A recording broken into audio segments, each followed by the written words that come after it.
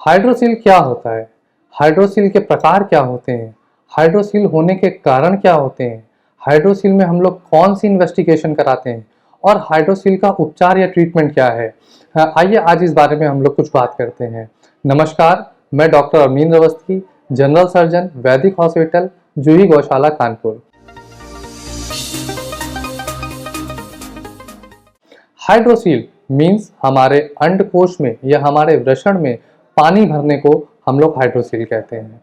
अब हाइड्रो का मतलब पानी और सील का मतलब कैविटी।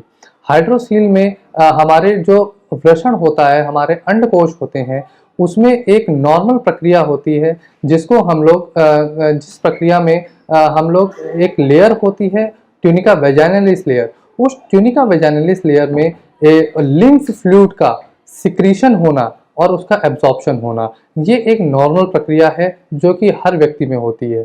लेकिन अगर इस प्रक्रिया में कुछ डिस्टॉर्शन होता है, कुछ डिस्टर्बेंस होता है, तो वहाँ पे पानी का भराव शुरू हो जाता है और ये हाइड्रोसील का रूप ले लेता है। अब अगर हम बात करते हैं हाइड्रोसील के प्रकार के बारे में, तो ये मुख्यतः दो भाग में बांटे गए हैं, प्राइमरी हाइड्रोसील और सेकेंडरी हाइड्रोसील। अब जो इनके होने के कारण हैं, उनके आधार पर ही इनके प्रकारों को बांटा गया है। जैसे कि अगर हम बात करें प्राइमरी हाइड्रोसील की, तो इसका कोई भी एक पिन पॉइंट कारण नहीं है। ये जो हमारा सिक्रीशन और एब्जॉर्प्शन की प्रक्रिया है, इसमें डिस्टर्बेंस होने के कारण प्राइमरी हाइड्रोसील होता है और ये प्राइमरी हाइड्रोसील का एक ही उपचार है, सर्जरी। अगर हम बात करें सेकेंडरी हाइड्रोसील की, तो ये मुख्यतः 3 कारणों से होता है, जिसमें से पहला कारण है इन्फेक्शन। इन्फेक्शन जो मुख्य कुछ कारण हैं इन्फेक्शन के, वो हैं फाइलेरिया या फिर टेस्टिस या उसके आसपास की स्वेलिंग, जिसको हम लोग एपिडेमोऑर्काइटिस भी कहते हैं। इन इन्फेक्शन की वजह से हाइड्रोसील होता है। दूसरे कारण की अगर हम बात करें तो वह है ट्यूमर। ट्यूमर ये कैंसरस या नॉन कैंसरस किसी भी प्रकार का ट्यूमर हो सकता है। इस ट्यूमर होने की वजह से हाइड्रोसील होता है। अगर हम तीसरे कारण की बात करें तो वो है ट्रॉमा। ट्रॉमा होने की वजह से, चोट लगने की वजह से वहाँ पे फ्लूइड का कलेक्शन, लिम्फ का कलेक्शन शुरू हो जाता है, जिसको हम लोग हाइड्रोसील का नाम देते हैं। चलिए आइए अब बात करते हैं हाइड्रोसील के लक्षणों के बारे में। अगर हम हाइड्रोसील के लक्षणों की बात करें तो पहली बात तो ये बिल्कुल स्पष्ट समझ लीजिए कि हाइड्रोसील एक प्रकार की पेनलेस स्वेलिंग है। इसमें किसी भी प्रकार का कोई दर्द नहीं होता है। लेकिन अगर ये हाइड्रोसील सेकेंडरी इन्फेक्शन की वजह से है, तो ये बात बिल्कुल सही है कि इसमें थोड़ा दर्द हो सकता है और हमको कुछ पेन किलर्स की ज़रूरत पड़ सकती है।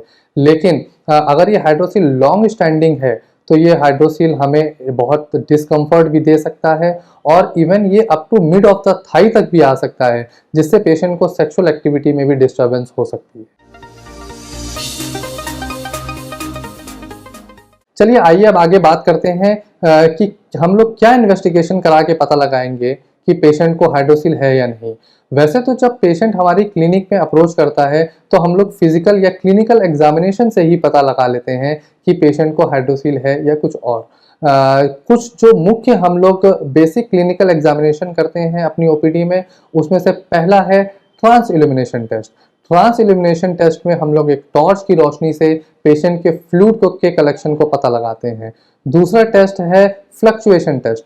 फ्लक्चुएशन टेस्ट से हम लोग पेशेंट के फ्लूइड के फ्लक्चुएशन को टेस्ट करते हैं, जो कि हाइड्रोसील के केस में पॉजिटिव आता है। तीसरा टेस्ट है get above the swelling test. Get above the swelling test भी हाइड्रोसील के केस में पॉजिटिव आता है, बाकी केसेस में ये नेगेटिव आता है। चलिए आइए अब बात करते हैं इसके ट्रीटमेंट और उपचार के बारे में। जब पेशेंट हमारे पास ओपीडी में अप्रोच करता है, तो उसके पास एक बहुत ही मुख्य क्वेश्चन होता है कि क्या डॉक्टर साहब हमारा ये हाइड्रोसील जो है वो दवा द्वारा ठीक हो सकता है? तो इसका उत्तर हाँ भी है और ना भी है। हाँ, ये अगर प्राइमरी हाइड्रोसील है तो ये बात बिल्कुल स्पष्ट समझ लीजिए कि ये दवा द्वारा ठीक नहीं किया जा सकता और इसका एकमात्र उपचार है सर्जरी। लेकिन अगर ये सेकेंडरी हाइड्रोसील है, ये हाइड्रोसील किसी इन्फेक्शन की वजह से हुआ है, तो इसको हम लोग दवा द्वारा ठीक कर सकते हैं। इसका जो रूट कॉज है उसको हम लोग ठीक करने का प्रयास करते हैं। उसको ठीक करने के बाद ये हाइड्रोसील कभी-कभी अपने आप ही ठीक हो जाता है। लेकिन हाँ, ये बात भी सही है कि हमको पेशेंट को अंडर ऑब्जर्वेशन रखना पड़ता है, और अगर कुछ टाइम बाद उसकी स्वेलिंग या उसका फ्लूइड कम नहीं हुआ है, तो उसको हम लोग दोबारा सर्जिकली ऑपरेट करके पूर्णतया ठीक करते हैं। एक और बहुत ही कॉमन क्वेश्चन पेशेंट के पास में रहता है कि क्या हम सिरिंज द्वारा अपने हाइड्रोसील के पानी को निकलवा सकते हैं? तो मैं इसको बिल्कुल मना करूँगा कि नहीं, हम लोग को ऐसा बिल्कुल नहीं करना चाहिए, क्योंकि इसके बहुत नुकसान हैं। जैसे कि पहली बात तो ये सिरिंज द्वारा पानी निकालना, ये एक बहुत ही टेम्परेरी प्रोसेस है, और ये दोबारा फिर से पानी वहाँ पे कुछ दिनों बाद या कुछ महीनों बाद फिर से भरने लगता है। दूसरा जो एक कॉम्प्लिकेशन क्रिएट हो सकता है सिरिंज द्वारा पानी निकालने से, वो हो सकता है कि वो निडिल हमारे अंदर प्रिक हो सकती है, वहाँ से अंदर के स्ट्रक्चर से ब्लीडिंग हो सकती है, और वहाँ पे हेमाटोसील या खून का भराव भी हो सकता है।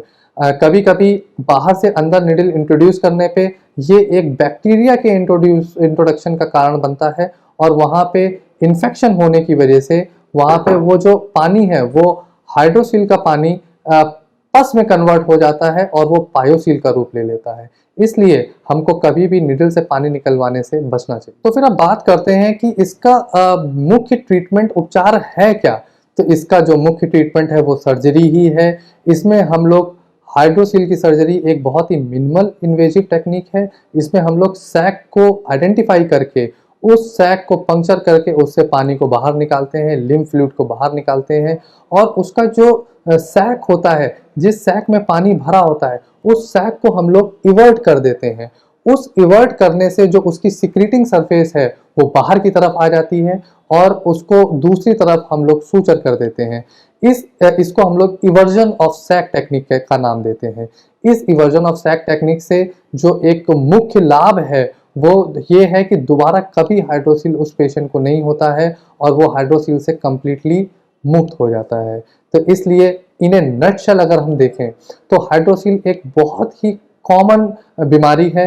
ये हमको अगर हाइड्रोसील थोड़ा सा भी अगर हमको स्वेलिंग अपने अंडकोश में लग रही है, तो हमको अपने पास के डॉक्टर से तुरंत संपर्क करना चाहिए, अपने सर्जन से तुरंत संपर्क करना चाहिए, और उस स्वेलिंग का कारण को पता लगा के उसका ट्रीटमेंट और उसका उपचार कर देना चाहिए। धन्यवाद।